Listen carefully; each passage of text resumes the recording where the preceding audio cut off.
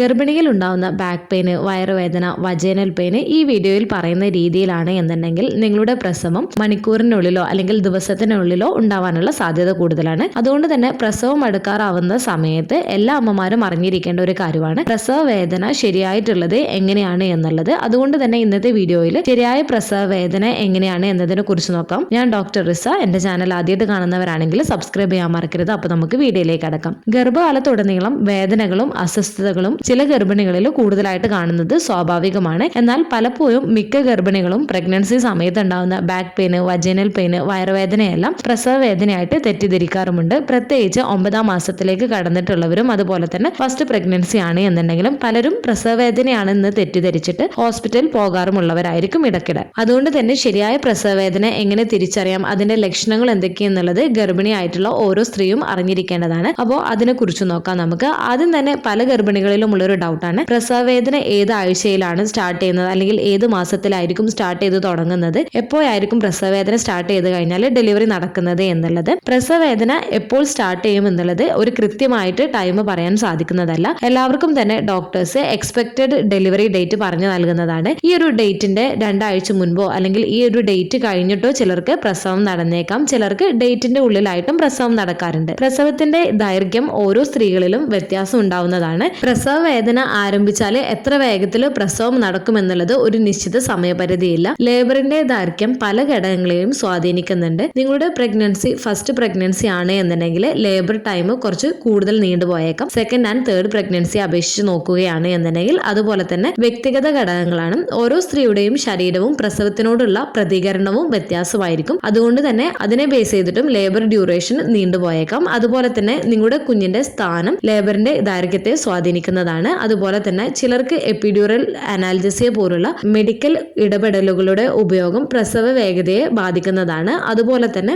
വ്യക്തികൾക്കിടയിൽ സെർവിക്സിന്റെ വികസനത്തിന്റെ നിരക്കും വ്യത്യാസപ്പെടാം. ചിലർക്ക് പെട്ടെന്ന് സെർവിക്സ് ഓപ്പൺ ആവുന്നതാണ്, എന്നാൽ മറ്റു ചിലർക്ക് സാവധാനത്തിലായിരിക്കും സെർവിക്സ് ഓപ്പൺ ആവുന്നത്. പ്രധാനമായിട്ടും ഈ പറഞ്ഞ കാര്യങ്ങളൊക്കെയാണ് പ്രസവ വേദന ആരംഭിച്ചാൽ എത്ര വേഗത്തിൽ പ്രസവം നടക്കും എന്നുള്ളത് ഓരോ ഗർഭിണിയിലും തീരുമാനിക്കുന്നത്. 37 ആഴ്ചയ്ക്ക് ശേഷം മിക്ക ഗർഭിണികൾക്കും പ്രസവ വേദനയുടെ ആരംഭ ലക്ഷണമായിട്ട് പല ലക്ഷണങ്ങളും കാണിക്കാറുണ്ട്. എന്നാൽ മറ്റു ചില ഗർഭിണികൾക്ക് പ്രസവത്തിന്റെ ഡേറ്റ് അടുത്താലും യാതൊരു തരത്തിലുള്ള പ്രസവം അടുത്തതിന്റെ ലക്ഷണങ്ങളോ സൂചനകളോ ഒന്നും തന്നെ കാണിക്കാറില്ല. ബാക്ക് പെയിന്, വയറുവേദന പോലുള്ളവയൊന്നും കാണിക്കാറില്ല. ഇങ്ങനെയുള്ള കേസുകളിൽ ഡോക്ടേഴ്സ് വെയിറ്റ് ചെയ്യുന്നതാണ് നാച്ചുറൽ ആയിട്ടുള്ള ലേബർ പെയിൻ വരുമോ എന്നുള്ളത്. എന്നാൽ നാച്ചുറൽ ആയിട്ടുള്ള ലേബർ പെയിൻ വരുന്നില്ല എന്ന് കണ്ടു കഴിഞ്ഞാൽ doctors labour inducing methods use ചെയ്യുകയും ചെയ്യുന്നതാണ്. ഇനി നമുക്ക് പ്രഗ്നൻസി സമയത്തുണ്ടാവുന്ന ബാക്ക് പെയിന്, വജൈനൽ പെയിന്, വയറുവേദന എങ്ങനെയുള്ളതാണ് എന്നുണ്ടെങ്കിലാണ് അതൊരു പ്രസവ വേദനയുടെ ആരംഭത്തിന്റെ ലക്ഷണമാണ് എന്നുള്ളത് സൂചിപ്പിക്കുന്നത്. അതായത് ട്രൂ ആയിട്ടുള്ള ലേബർ പെയിൻ എങ്ങനെയാണ് എന്നുള്ളതിനെ കുറിച്ച് നോക്കാം നമുക്ക്. മിക്കവർക്കും തന്നെ ലേബർ പെയിൻ തുടങ്ങുന്നത് വയറുവേദനയായിട്ടാണ്. പ്രഗ്നൻസിയിൽ പല കാരണങ്ങൾ കൊണ്ട് തന്നെ ഗർഭിണികൾക്ക് വയറുവേദന ഉണ്ടാകാം. പക്ഷെ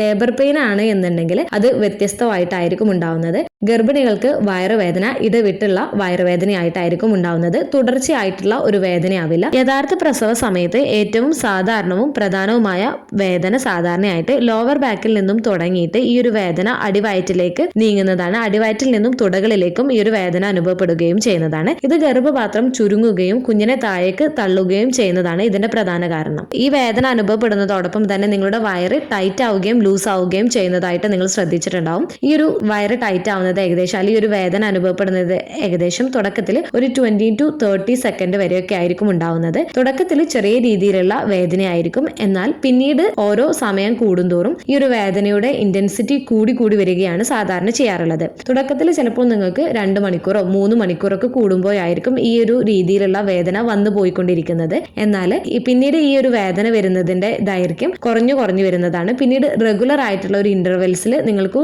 ഈ ഒരു വേദന വന്നു പോവുകയും ചെയ്യുന്നതാണ്. ഏകദേശം ഒരു 15 മിനിറ്റ്, പിന്നീട് ഒരു 10 മിനിറ്റ് അല്ലെങ്കിൽ ഒരു 5 മിനിറ്റിന്റെ ഉള്ളിലായിട്ട് ഈ ഒരു വേദന വന്നു പോവുകയും ചെയ്യുന്നതാണ്. ഈ വേദനയോടൊപ്പം തന്നെ യോനി ഭാഗത്ത് മിക്കവർക്കും കടച്ചിൽ കൂടുതലായിട്ട് അനുഭവപ്പെടാം. അതായത് നിങ്ങൾക്ക് നടക്കാനും ഇരിക്കാനും ഒക്കെ ബുദ്ധിമുട്ടുണ്ടാക്കാം. ഈ ഒരു വേദന വരുന്നതോടൊപ്പം തന്നെ ഈ ഒരു കൺട്രാക്ഷന് നിങ്ങൾ ശ്രദ്ധിക്കേണ്ടത് റെഗുലർ ആയിരിക്കും, പ്രെഡിക്റ്റബിൾ ആയിരിക്കും. തുടക്കത്തിൽ സൗമ്യമായിട്ട് ആരംഭിക്കുകയും പിന്നീട് ഇതിന്റെ വേദനയും കൺട്രാക്ഷനും ശക്തമാവുകയും കൂടുതൽ ഇടയ്ക്കിടെ ഉണ്ടാവുകയും ചെയ്യുന്നതാണ്. അതായത് റെഗുലർ ആയിട്ടുള്ള ഇന്റർവെൽസിൽ നിങ്ങൾക്ക് ഈ ഒരു വേദനയും കൺട്രാക്ഷനും ഉണ്ടാവുന്നതാണ്. വേദനയുടെ സ്ഥാനം പലപ്പോഴും താഴത്തെ പുറകിൽ നിന്ന് ആരംഭിക്കുകയും വയറിന്റെ മുൻഭാഗത്തേക്കും പിന്നെ കാലിലേക്കും സ്പ്രെഡ് ചെയ്യുകയും ചെയ്യുന്നതാണ്.